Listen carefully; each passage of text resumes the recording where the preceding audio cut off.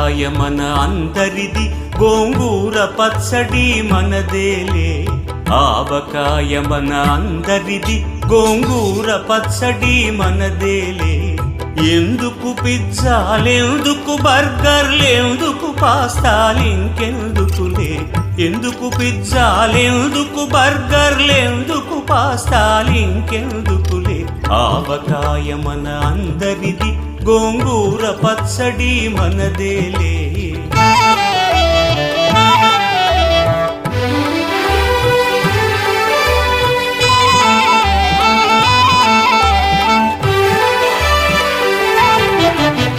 ఇడ్డెన్లలోకి కొబ్బరి చట్నీ, పెసరట్టులోకి అల్లమురా.